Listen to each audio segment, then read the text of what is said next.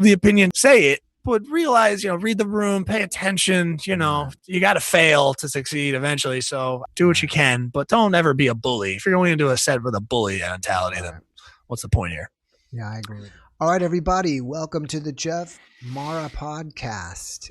And tonight we have a really awesome guest. His name is Neil Wood, and he's from Philly.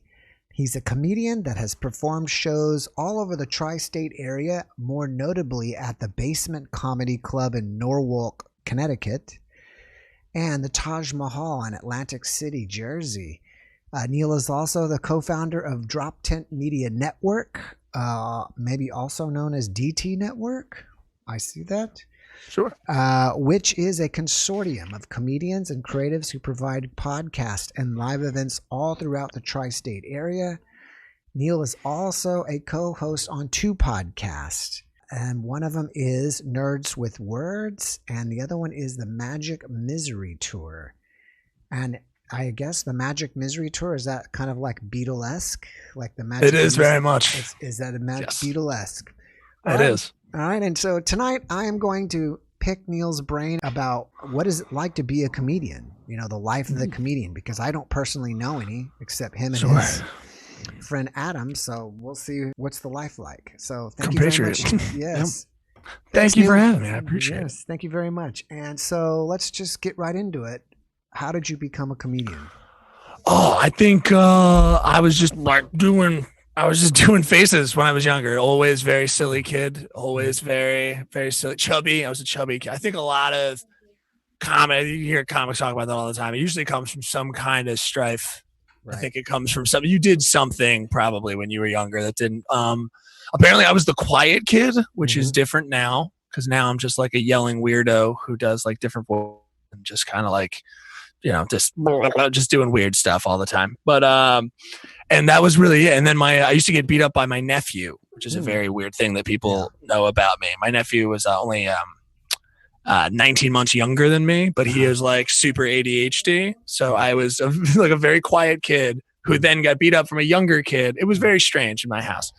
But so all that stuff, comedy, then got out of college. Always wanted to do comedy all through college, but I knew it was going to distract me. So I just got done college and then immediately started. And that was like, 6 years ago now, I think, something like that. And now I get to go around. Well, not so much go around right now, but try to get out there and make people laugh. That was really it. That's cool. Since you said that you started with phases, are you doing impressions? Are you doing more physical comedy? What kind of comedy are you doing? I think it came.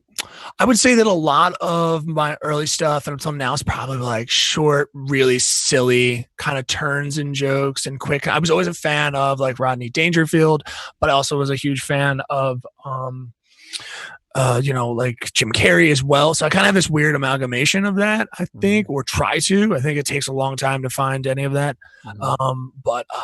Just abject silliness is kind of my thing, simple jokes. I used to do a silly joke about cat impressions like that. Again, this is the kind of silliness that like hopefully gets across to a lot of people of like meow meow meow meow meow meow meow. Like that's a cat impression, right? You make up silly fun stuff that you get to kind of do.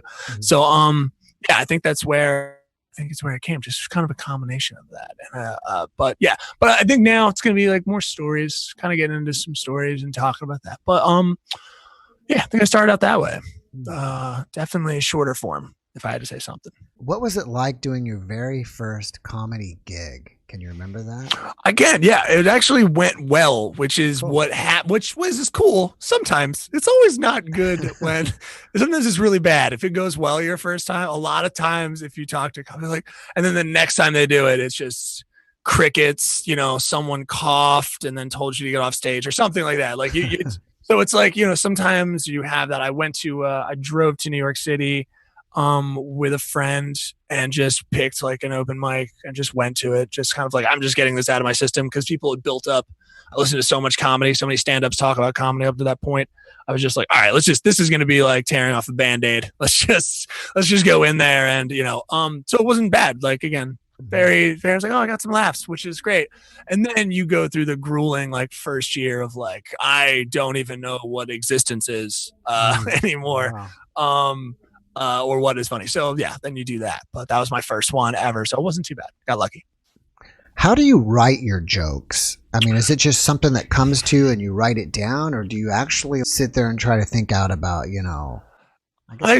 I'm definitely more of I have to talk it out. That's something, unless I'm spurred on by topics and things like that. So I get into just some topic based stuff of like, I want to write about this, but then I will have to, like a crazy person, that's actually in some of the silly books I read, like when starting comedy, just like go into a room and talk to myself like a crazy person and see what's funny, and then go into the mirror, do some funny things in the mirror, and just go from there.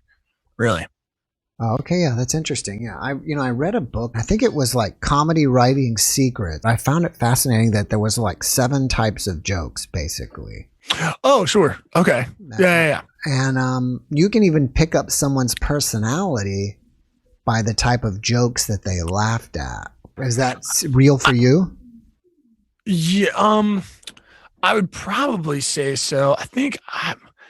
I mean, maybe not for me, but I definitely detect that in other comics. Yes, like you can definitely tell that. I think I'm more prone to a little bit of the silliness a lot of the time. So I definitely respect comics that can deal with silliness, even in very serious stories, like make them objectively silly and have that kind of fun with it. So I definitely probably laugh at that kind of stuff more so.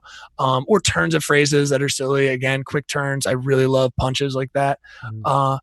But I don't know but you're right that, yeah, like it fits into those frames. Like you see like those kinds of jokes and how people stack them together. It can tell you a ton about that person just by the type of jokes that they tell, like dry or their combination of dry with like up and down. So yeah, I really find that interesting. I do find that in some comics. Do you come up with like a repertoire? Like a band will have a set list, and they're gonna, if you go see, I don't know, whatever band, I don't care what it is, they're gonna say, they have their set listed, like the 10 songs they're gonna play, and they're gonna practice them over and over and over for this tour, and that's what you're gonna get, right? So do you have like a set list like that? I have these 10 jokes that I'm gonna tell, or if I'm allotted 5 minutes, then it's probably 2 or 3 jokes. And then you do that for like 6 months to a year, and then you come up with a new set list. Is that how it works, or what? I think in talking with other comics throughout Philly and New York and New Jersey, it's definitely a little different for everybody. I would say that I pick out. Sometimes I have a lot of material, and some people go by the method of like, I'm going to work on this for the foreseeable time until it's tight, and then use that. That's good. I think a lot of times it can really stifle a lot of other creativity. So I typically end up throwing a lot at the wall early on and leaving tons of notes for myself, other jokes and things like that. And what I'll do is a lot of comics, you can read this in like any book and find out from other comics, is you hammock your set. So you probably do some jokes that you already know. So you'd be doing some songs you're experienced with, right? We've seen it doing bands. I'm going to do some covers. I'm going to put some originals in the middle, and then I'm going to do some more covers. Right. So it's just kind of a safe way for any even starting comic, somebody wants to get into that, to be like, this is how this kind of works, because something's funny, you get the crowd, they get you try something, maybe it doesn't work, then you get back to stuff that's funny. So that's definitely, I think that's the best way for people to do it. Right. That makes sense. I always felt like when you watch a comic, it looks so, I don't go to a lot of comedy clubs. I only see like the pros on TV or, but I feel like they have rehearsed their material so much. The person never watches it, but they've rehearsed it so perfectly. They've done it like probably 1,000 times that by the time you get to see him as a crowd, it looks like, he's just winging it and making it up as he goes, but it's just, it's so smooth and so perfect. Is that true? And, or do you practice your material over and over and over again to get it perfect? Or do you just wing it anyways when you go on stage? Yeah, no, we all do. I think, any comic worth its salt, I think, is going to admit, for a very, very small, slim minority, would say that like, and I could tell you like, oh, I'm like an improv comic, like something like that, where they're not even doing improv. They will go up and try to improv, use crowd work techniques, use things like that, and try to riff off the crowd. Big J. Ogerson is an example of a comedian who for a long time now has just been going crowd work, before that being stories. Interesting comic to look up. But I would say that I would definitely tend to rehearse a set that I know that I'm working on for like a gig and something that I'm doing. Also wanting to add into things, going back to the hammock thing is, of course, I'm rehearsing a set. I'm also though adding things to the set. I'm going back, I'm writing new things. I'm putting those new things maybe in the middle or adding those jokes in the middle or putting that whole joke in the middle. If I know that I've changed a piece of it and want to put it in the middle, just to try it out that way. So it kind of comes down to, I think to your question, it's a great question of yeah, maybe your first 6 months, you get maybe 3 jokes that are good, right? Okay, 3 jokes that that actually work. That's actually pretty decent, right? And for a lot of times, it might just be like, I'm going to do that first joke. I'm going to try the second joke that I do know. I'm going to put some stuff in there and then end on my third joke. That's the jokes I have, but I'm going to put all the stuff in the middle that I'm trying out. And that's really just how you build. It's just build into chunks and then gather those together. Obviously, the best comics, excluding me, I should say, the best comics in the world are great at doing those through lines, doing the things that connect, the connective tissue, and callbacks and things like that. But and doing it, to your point, very elegantly and very, easy breezy, beautiful color girl. Here's a kind of, I think, an interesting thing to think about is while you're telling the joke and the crowd is laughing. I mean, are you sometimes very analytical and you're thinking while the crowd's laughing, okay, they're laughing, I'm going to wait until I hit him with the next one or give him a few seconds to laugh. I mean, there's kind of like, I guess, maybe even thinking when you're in a sport or whatever you're doing, is that you have a lot of thought processes going on during I think so. I think that's the biggest difference between the small amounts of I play a couple of musical instruments and haven't played live. It played in some bands. Probably the biggest difference is the omnipresent, that if you can get into to be that present where you can, if something works differently or you catch something in a crowd, because off the cuff lines are fun to riff on, especially if you see them and they're fun. So that's probably the biggest difference is in the same way that I guess Jimi Hendrix would riff off of a thing, again, change up some complete different kind of riff but now you see musicians down to the letter. This is how we play it. You don't see that in comedy. Comics will often go off track and riff in the moment. And that's the present kind of stuff that is not always, it's hard to get into sometimes, but once you get into that kind of state of mind, you can be very analytical and you can move things around and feel that way and you feel control. But that takes a long time to get to. It's that's kind of the biggest havoc, the scariest part, which makes you have a couple drinks between, which makes you have kind of maybe I got to ease out, just calm down. But yeah, it's tough. Speaking of drinks, do you feel that most comics have to have a few drinks or smoke a joint or something before they are able to loosen up to go on stage? I've never been a comic who has ever committed any, I don't like any hindrance. And by saying that, I mean, if you think you need something to be funny, that's already a problem. That's probably not great because you're not working on. So I'm not saying that, of course, I'll have a beer or something for you if I want to. Sometimes I don't. Sometimes it's, it's just, but if you are doing something to make you funny and that's your only presence of mind, that's probably bad. Now, if you're just doing something to, I guess, loosen yourself up or take over stage fright, that can be a slippery slope. I feel like a lot of comics, I've definitely seen a comic or two hammered at just even a gig or even an open mic. It's not great. Wow. So I would advise take it slow. If those problems are already there, that's why I think comedy is what they would put. That's one psychologist in California. She actually is above the Comedy Store, I think, where a lot of comics tend up to use psychologists or psychotherapy. So I wouldn't say it's the greatest idea, but take it slow. Take it slow. It seems like from what I've seen, it's a common theme that a lot of comics are depressed. Is that? Do you feel like that's true since you're in the business?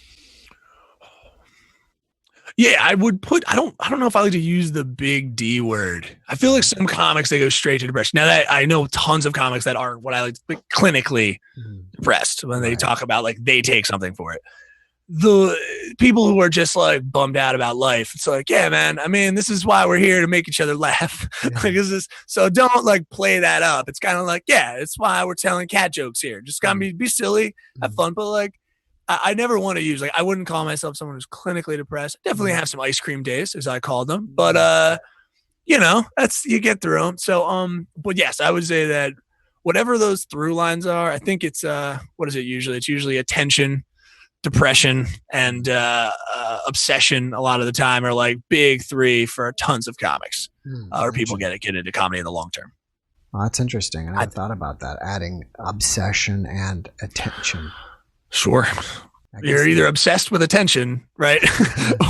or obsession. And also a lot of comics do have obsessive kind of tendencies, whether narcissistic wise or analytical wise. Me, myself, definitely a little cleaner of the dude. Try to be barely analytical sometimes. Not great. At what point did you realize, hey man, I'm pretty good at this? I can, make a go at this. Hasn't happened yet. Now, no. I think, I'm never, it always just happens. I think just keep a head on your shoulders. For me, it was just like incremental. It's like, wow, okay, cool. Now, eventually you should you should always ask for your worth. I come from a little bit of an art background. So I was always like, yeah, you should get paid for your, your services and paid fairly well, depending on the level that you're at. And as you go up, and that's how that should go. But, it's not going to be for some folks. Sometimes it's 2 years in and you find like, oh yeah, I kind of have a good set and I have a good thing going. So that's great. And the crowd and other comedians will tell you that, and that'll just guide you through. Sometimes it happens later. It's the way it goes. And I think for me, probably somewhere in there, I got like, mine, not bad. But now if I were to tell you, like, am I going to say, oh yeah, I got this, no problem. No, just kind of, hey, come do this gig. Let's have fun with it. Here's money. And that's how it goes. That's kind of how it flows. Well, that's cool. Are you able to do it full time as a job at this point? I never went full time. As of right now, I've not, especially now. Geez, I had a couple things happen in life as life happens. I was going surgery, army, kind of crazy things. Different stuff. 2 jobs. So there was, and then this. So it hasn't been full time ever. But I've definitely been paid for tons of gigs in different states and off. I would love to, but I don't know how the future of comedy is going to look at the present moment. I think we're going to have to move on to online and figure all that stuff out now. Right. So yeah, it's kind of weird. Do you want to do it full time if you could? Oh, absolutely. Yeah, absolutely. My only, which is a low dream. I've had other comics say that's such a low dream that I had. Apparently my whole goal was just being a road comic, which you can just do if you want to be basically on a shoestring budget. You can just get in a car and go. Wow. I guess if I had the courage, Doug Stanhope. I mean, Mike Birbiglia famously just was like, got in a car and left and just bought his parents' car and just went. I mean, I would have loved to probably have done that. I think, I don't know how. I think there was a little bit of parent guilt or something like that where I was kind of like, and I got hired right out of college. So I kind of was like, let's see where this goes. But I would definitely, my whole thing was just road. If you're going into comedy to be famous, that's kind of a silly thing. I was always just like, I'd love to travel, meet people, and do comedy. Those were the 3 things that my goals were. How hard is it to get like a gig, like as an opening act for somebody? Go on the road like that. Sure. Yeah. I think I only have the experience in Philadelphia. I have been to Savannah, Georgia, Atlanta to do stuff. And really, I would have to say it just depends on where you are a lot of the time. And also, again, all the credits, you're writing, you're hard at, you're working at this, showing that you're working at it, of course. But it really does depend sometimes on just like kind of where you are. So it can be tough. It can be very tough, especially if it's, if you have a ton of competition in where you are, it might be hard to get seen and it takes a long time. So I would tell people to just work at being funny. If you're objectively funny, if you're just funny and work on that, then maybe you find someplace else that somehow gives you access to something else, then that's great. But don't harp on yourself or get too crazy into your head about like, oh no, the world won't give me what I want. It's like, that's not how it works. You got to just go out there and try to get it. So, but opening acts is a great intro. You're right. That's where, a lot of times in here where we are, I would say that a lot of opening stuff is we have 2 clubs that would kind of work that way. So that's kind of a great way to get in and get into maybe an opening act that way. That's kind of what we do here.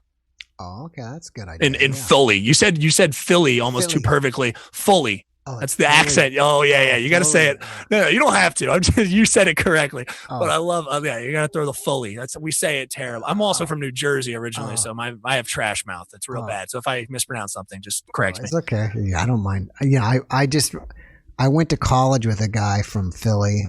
Where was he from? I don't know. I can't remember. From Delco? Was he from Delco? He From was Philly? from somewhere, somewhere. Well, Philly's large too. Some suburb of Philly. And that's all of New Jersey. Yeah, he's just like a hardcore Philly guy that loves the Fighting Phils, Philadelphia Eagles. He's just everything Philly sports, Oh yeah, they tend to be passionate down here. Yeah. Let me catch a question here. So, sure. Are you a fan of Charlie Chaplin's? Did you do physical stuff? I have seen some Charlie stuff. Yeah, I mean, I know it's probably nerd. I would probably get flack for this from but I was so interested in comedy. I was a comedy nerd. I mean, we don't talk about it on the podcast because we're all, a lot of our friends are already in comedy. But if there's one thing I have to be a nerd in, it would be comedy, just of how much I usually take in. I still keep up with everybody. Now I would usually try to get to clubs as much as I could, with everything. And now it's tough, obviously. But yeah, I try to keep up as much as I can with the masters.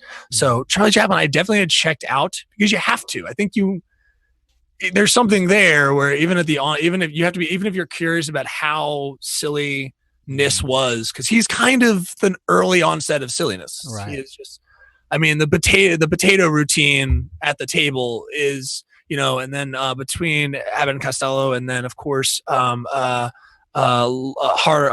and Laurie and Hardy, they're abject silly. So I definitely checked out some of their stuff to reference. I think I had fallen in comedy love with Jim Carrey just because of my age. Right. Just I've never seen anyone do anything like that and be that silly and emoting like that. So right, yeah, he's amazing. So yeah. Absolutely. Let me ask you this: is there any comics along your way of your career that have give you any tremendously helped you out? Wow, I'm thankful that I met this guy because he really helped me along. Sure, I'd say yeah, there's been Mike D'Alto, who Mike D'Alto has been very, very helpful. A comic out of New Hope, Pennsylvania, who's opened for Todd Glass and for he also, I think he opened for Eddie Pepitone, if anyone recognizes those two, great comics. Definitely been very helpful. Even Adam, super, super helpful. But I think Mike D'Alto, I would say, have been super helpful. Everyone else has been friends that I started with. So it's kind of, we see each other as just classmates in that way. But very, very helpful. Kind of in the ways that people are helpful, it's just kind of, they've seen it, so they can kind of cut to the core and just be like, don't do that ever again. And you have those real moments of it's a dumb thing to do, very stupid, don't do that. And you go, got it. And that authority kind of carries, I feel like. What is the best advice you've ever gotten? It was actually kind of recently. I've had it was a little recent where a buddy of mine said, I don't tend to, a lot of my comedy isn't from a perspective per se. I know a lot of people now, every special is kind of your view on everything. Yeah. I've always just had lots of silly bits. You wouldn't be able to pin me down on things like that. And my buddy was kind of I think you need a point of view. And I think that's always tough for me. I don't know. But that's probably the biggest piece of advice that I think I'm working on now.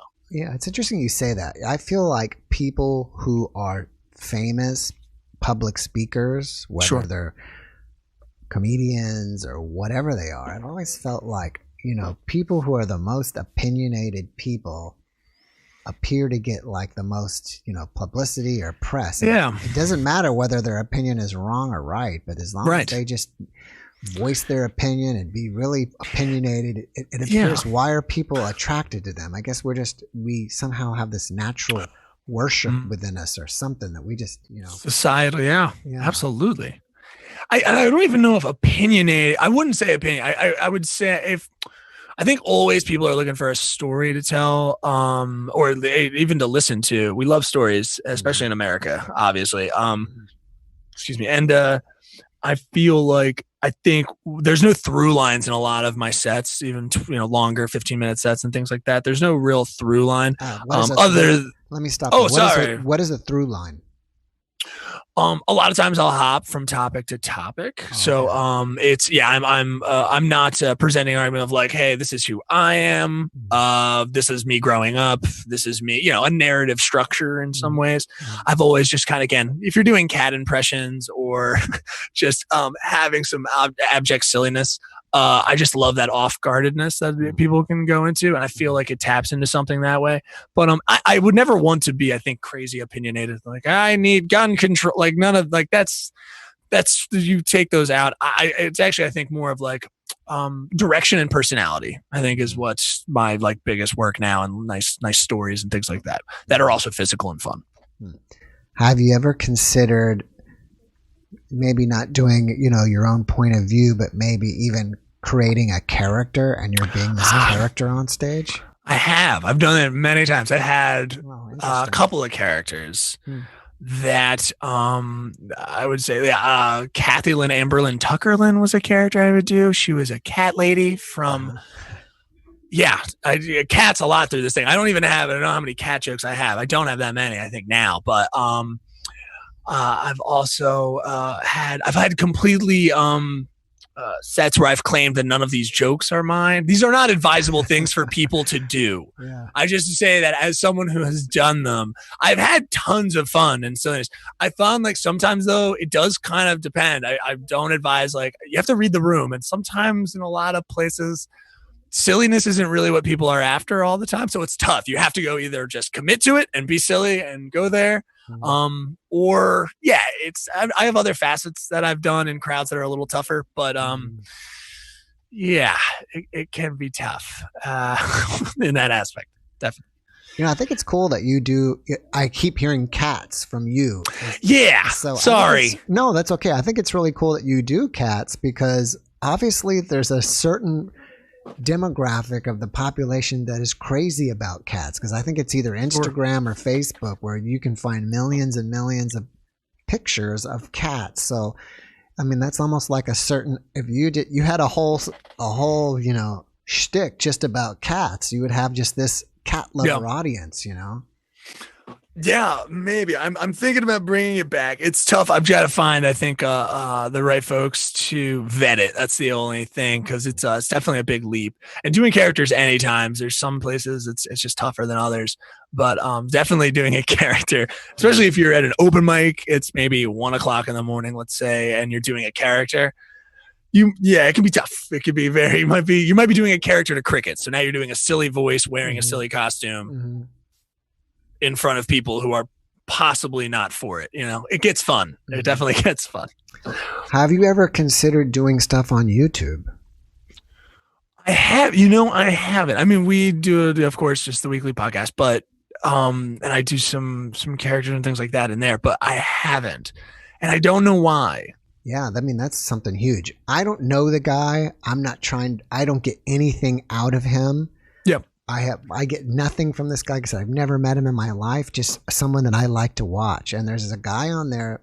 His name is Ed Bassmaster, and he's also from Philly. Oh. And he has about 6 to 10 different characters he rolls through. And it's kind of like situational. Yeah, check him out. Situational comedy.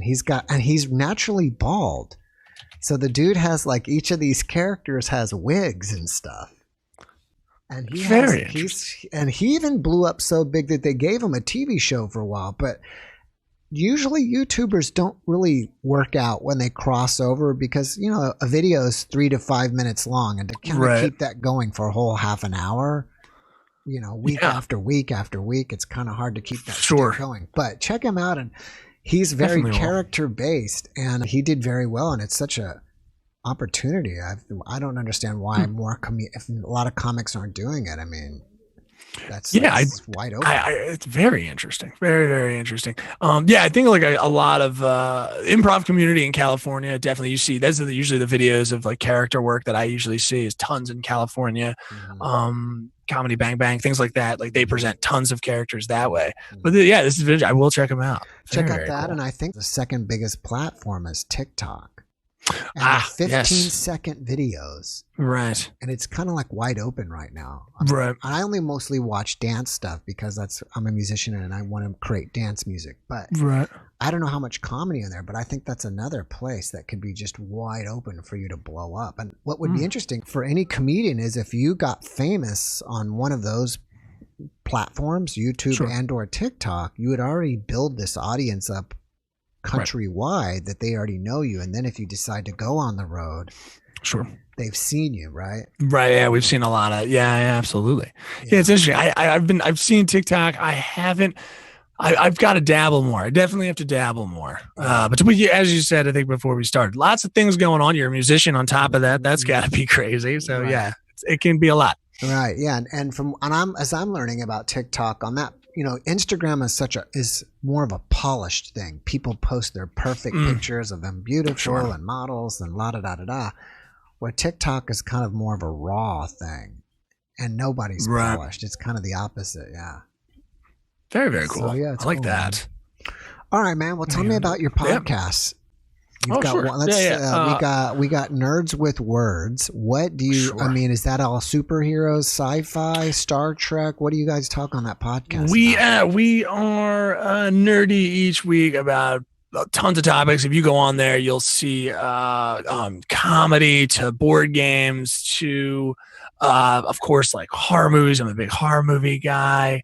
Tons of it. It really does span lots of genres.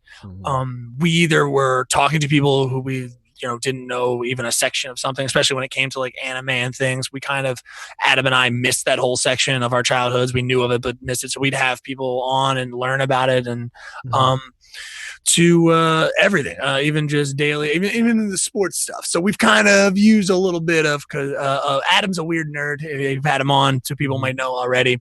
He both grew up with comic books and then also is a huge sports nerd. So it's kind of now nerd is getting a little blended, as we all know.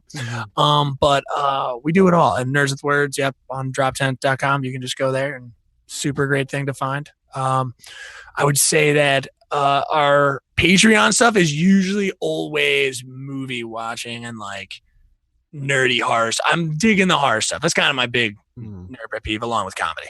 Those are my big favorites.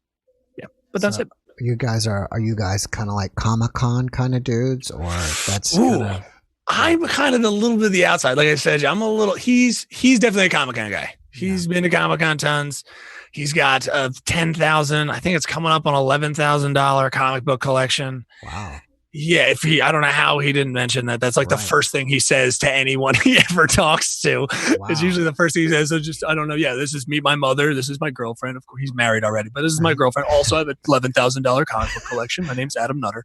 So, yeah, it's so he's like that. I'm kind of coming in from the outside as just like a comedy nerd and horror movies and things like that. And then we just peer into the world, and I'm kind of really interested in tons of it. Especially when it came to, we had a board game episode that blew my mind, of like early 70s board games. Again, blew my mind. Crazy amounts of stuff in there. That's just the one that sticks out to me.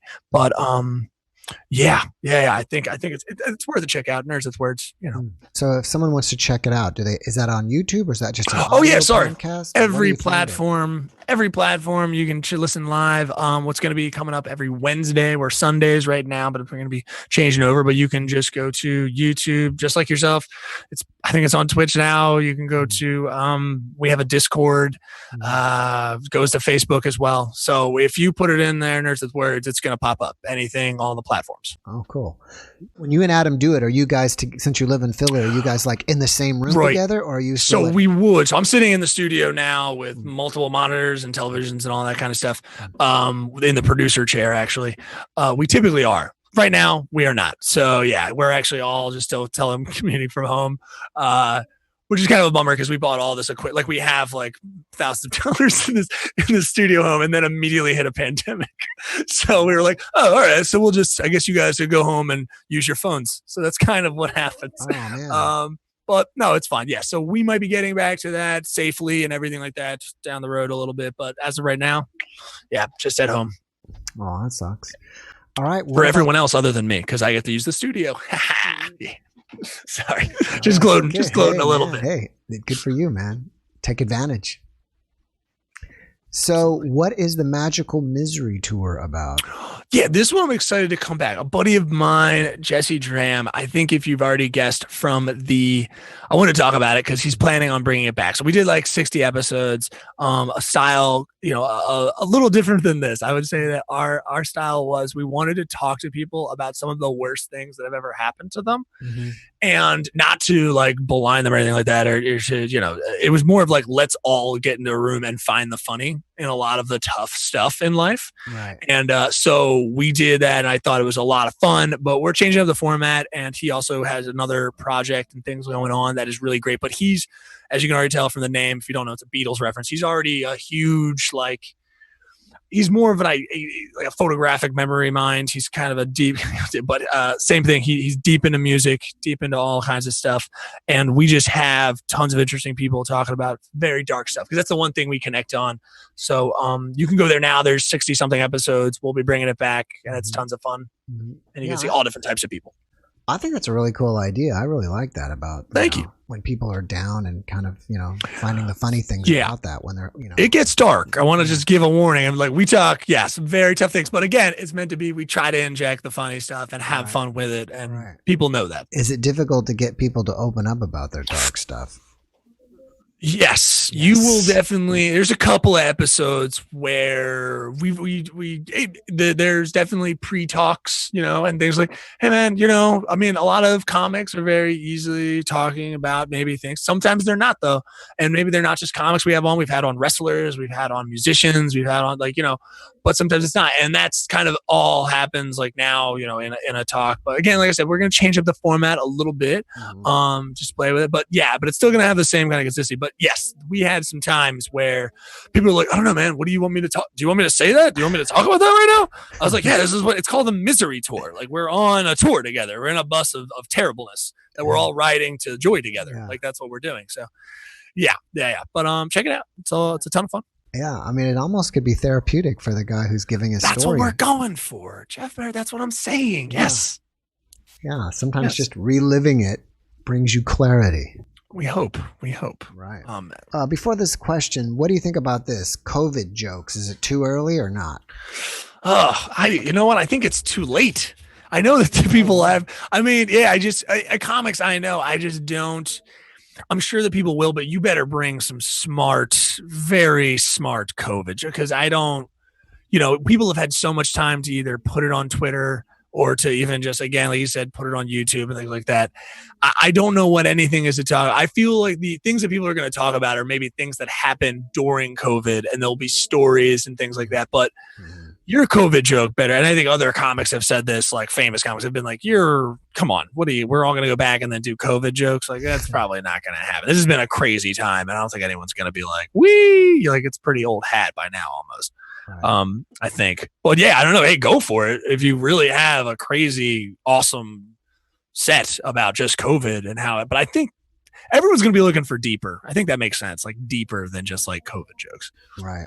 Maybe it'll go, deeper, like loneliness or isolation jokes with COVID or something. Yeah, because like by now, right, we've all been living in it where I can tell you like, I got a dog during COVID. And by got a dog, I mean like I got a dog dropped into my lap who is like one of the most hyper ridiculous animals.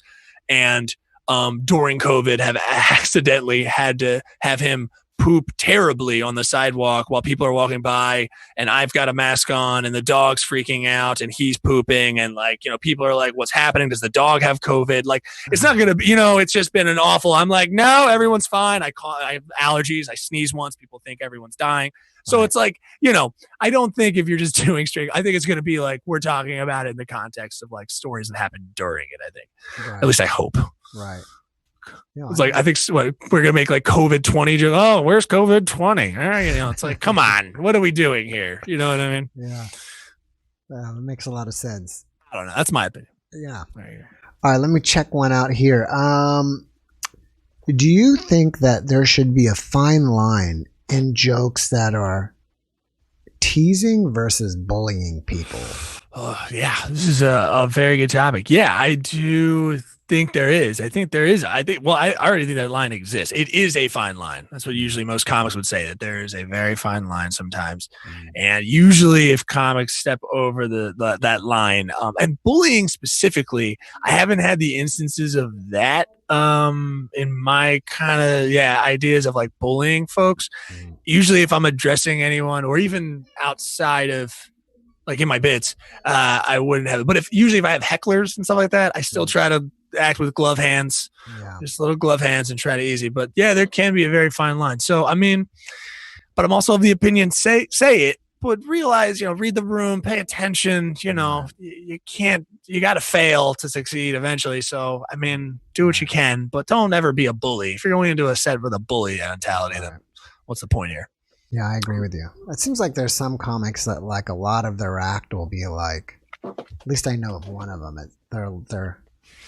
Their act is just like pointing out celebrities and saying, "Oh, did you see so and so?" And sure, yeah. Oh, like more topical, definitely just topical references and hitting that. I mean, there's always like exceptions to the rule, in my opinion. A lot of times, again, all like crowd work artists and people that are just doing. Todd Barry did an entire crowd work, set. So these are exceptions to the rule about that. Now he's talking with people, not bullying them, but definitely there's moments where he's giving rough shot and messing around, and they know he's messing. I think it's got to be a conversation. It's got to be that two-way street, I think. Right. Yeah. Do you mind sharing, like one of your worst experiences and how you get out of it? Like if you're just, it's not working on stage, and how do you get out? How do you rebound from that?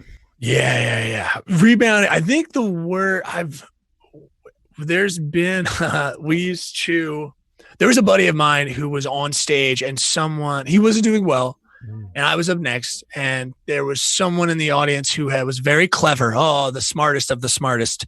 And they downloaded a cricket app. And by that, I mean just a cricket sound. Yes, exactly. Wow. And they played it during his set. Wow, he just came prepared to just cause trouble, man. Yeah. Again, just he came in, just wanted to have some fun, and it didn't go well, and they played it. Now I got up, and luckily, like, knew I'd been around, I could do crowd work a little bit better and kind of address the person and then talk with them a little bit, and we kind of had a back and forth. And again, like I said, two-way street. You're making fun of me, I'm making, we kind of have this dialogue of that. I said she was, happened to be a young lady, but I was like, oh man, this is like me at home. You're like one of my sisters. This is exactly what my sister would do to me, And then you make camaraderie, and you kind of, you try to rebound back. But other than like that blatant, I've also had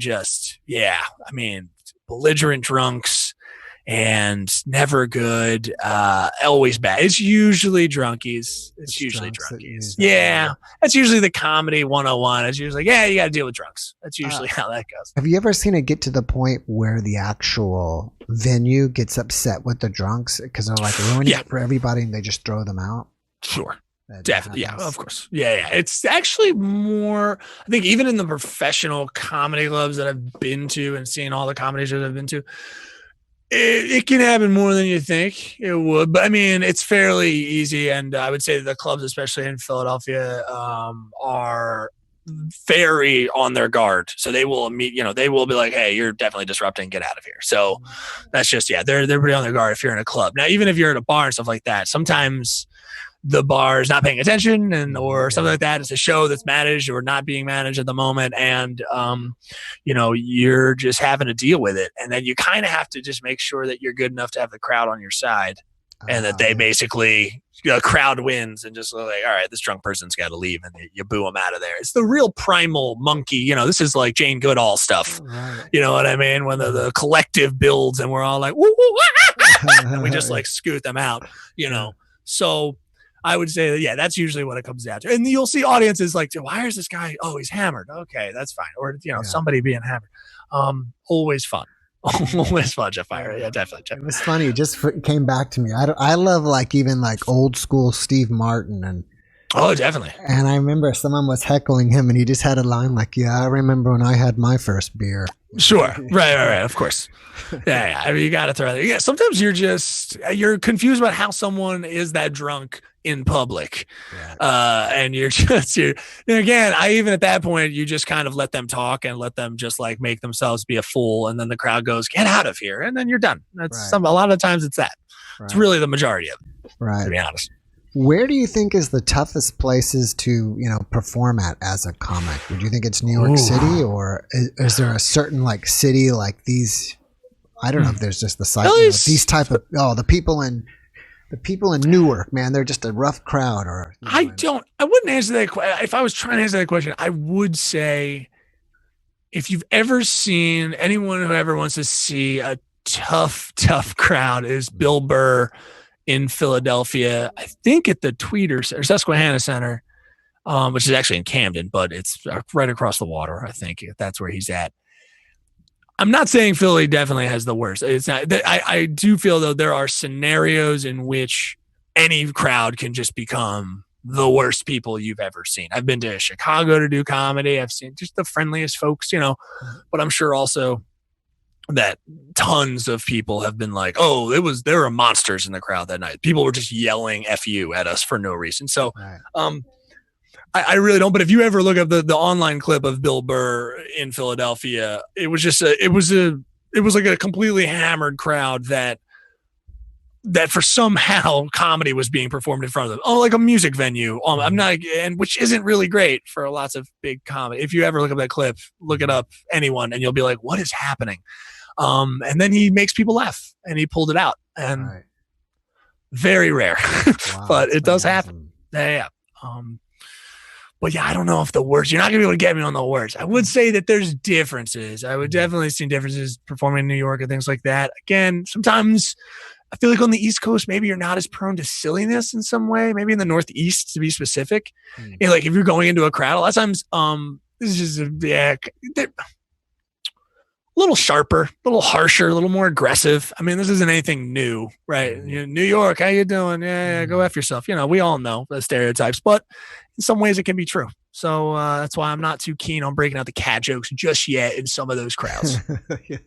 So I might start a little different.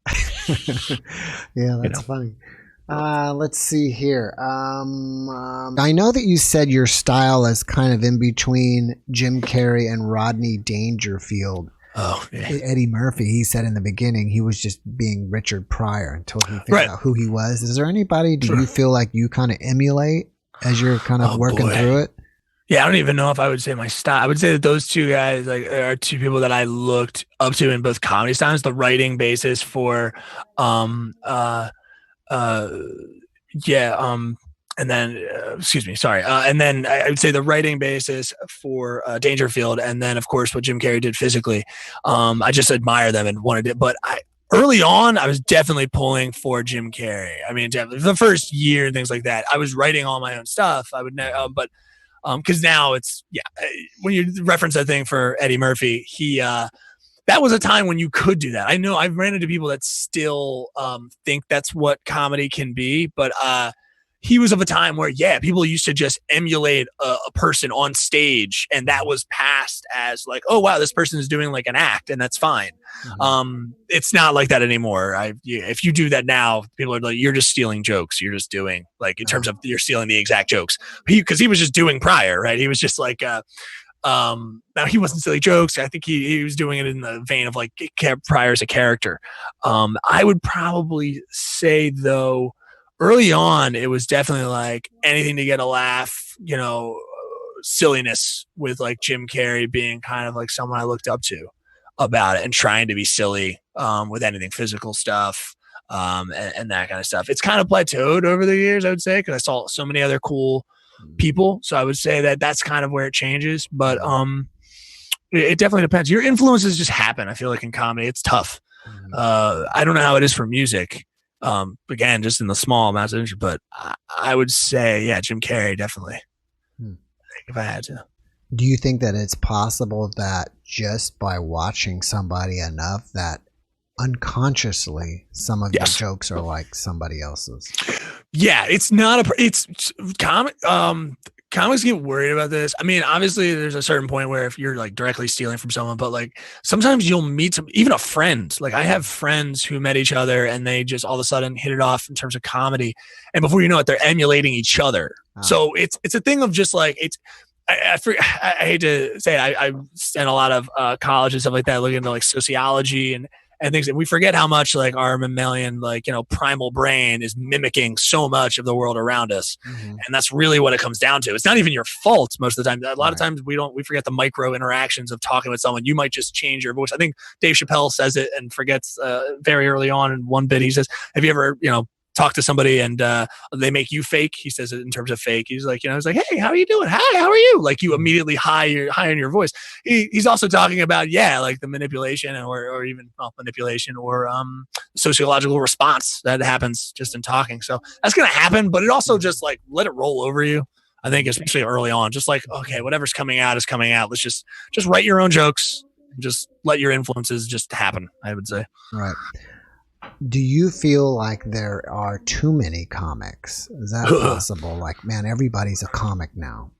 It's a worry thing. Yeah, I would say I'm definitely worried about it a little. But I mean, again, what are you going to do? It's not like it's not right. Like, it's kind of like everyone's trying to be it. And I feel like I've just like writing. And if you like writing it and you like doing it and making people laugh, then go for it. But I think there's the comedy Bible is something I looked at early on, and it does make you sign a early on in the book to say that if you're not getting happiness from this, or if like you're not seeing that you're making crowds happiness from that you will quit.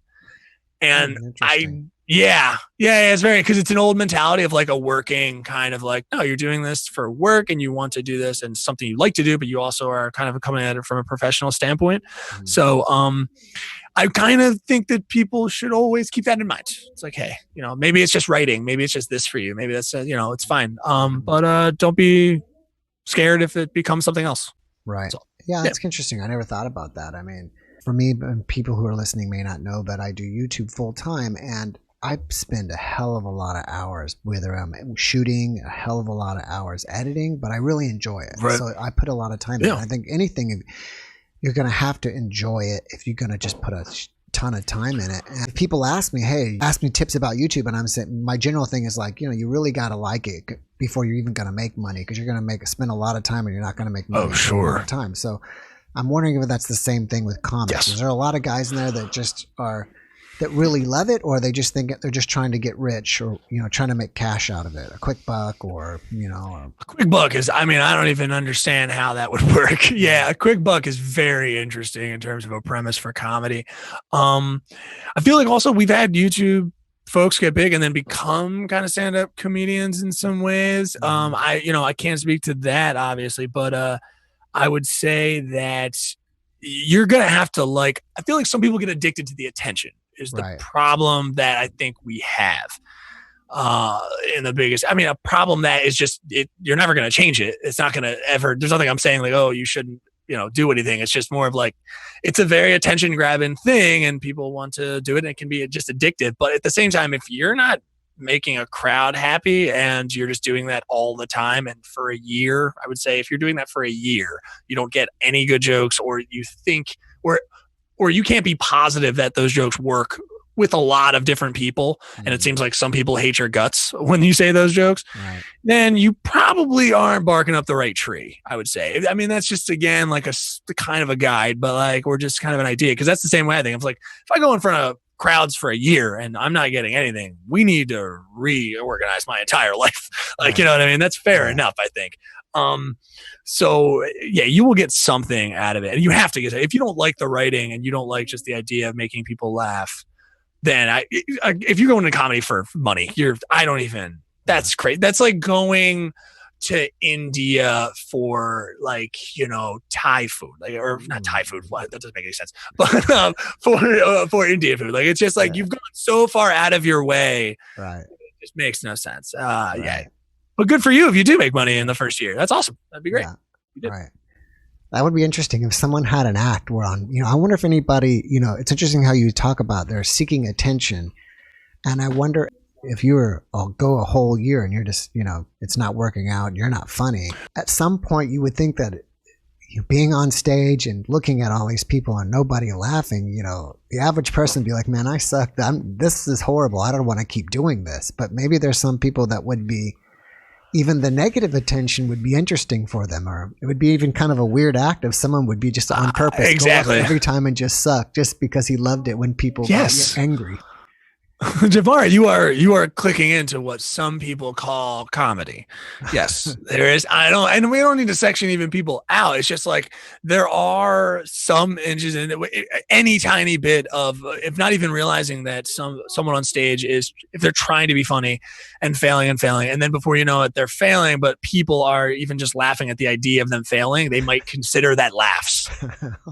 Which is a problem. Those are, and again, you have a blend of what makes up someone wanting to do this. Really, again, narcissistic tendencies. And I would say, again, I'm someone who, of course, I'm seeking attention. Like, I understand it, but overall, I also read, like, when I read that early on and listen to other comics, like, if you're not funny, then just bow off to the side. Like, get some, you just need to go. You need to go off to the side, and maybe you write for a long time and try it out slowly. And, you make it into more of a hobby rather than something you're pursuing full time, Right. I would recommend. Yeah, that's very interesting. All right, man. So do you have any other new projects that you're working on you want people to know about? Oh, man. I mean, I've basically helped build, again, the DropTent Media Network, that whole site and videos. I've helped one way, shape, or form with either the artwork on, for the podcasts, or even editing and stuff like that. So you can check out tons of stuff on there. IamNeilWood.com. You can always check out that. Let me backtrack. What is the DropTent Media Network? And what do you do on that network? Really simple. It was a bunch of creatives, most of them comics, but even some who are not, who are podcasters, like Jive Turkeys, who actually are in Florida, who we just all got together and we were like, hey, we're opening a studio, which I'm now sitting in, and we're also want to do sketches and any type of creative work, and also live shows and things like that. So up until this point, we were doing live shows at the Pop-In, which is a very cool kind of history bar, big old room there. We had a great headliner come on through not too long ago, but now that's all washed up. But yeah, so we were doing live shows and all that kind of cool stuff. But we do it all. But it's just so you'll find all the podcasts on the network. You'll go and you'll check out the camp. That's where we're kind of camping out there in the wilderness, and you can check out all the different types of podcasts that we have. And we're just all trying to get together and share ideas and fun. That's about it. Oh, that's cool, man. Yeah. So we know if we want to find you, one way is just you could probably just Google Nerds with Words, and we're going to find you somewhere. If we don't have that, what are other ways to find you online? Sure. Yeah, of course. DropTent.com. /NWW is an easy way to find that podcast and everything else, along with IamNeilWood.com. You can find all this stuff there. All right, cool, man. Cool, man. All right, before we wrap it up here, you got one last message you would like to leave the audience with? Oh, yeah. Well, actually, you kind of hit on it there. Hey, try stand-up. Try stand-up. It's fun. It's also a great team building thing. People do it all the time for building their confidence and building, their speaking skills in front of people and, that kind of stuff. But also bow out gracefully. If you find it's not bringing the audience and you pleasure, or maybe just you pleasure and not the audience, maybe bow out. You know what I mean? Yeah. That's all. That'd be my message. Man. No, I like that. All right, everybody. And all right, Neil, thank you very much, man, for hanging out with me. I appreciate your time. I wish you massive success with your comedy career as well as your podcast and anything new you're into, man. I wish you the best. Thank you, Jeff. Thank you so much, Jeff. I appreciate it. And enjoy the rest of your day. You too. Thanks, bye. Cheers.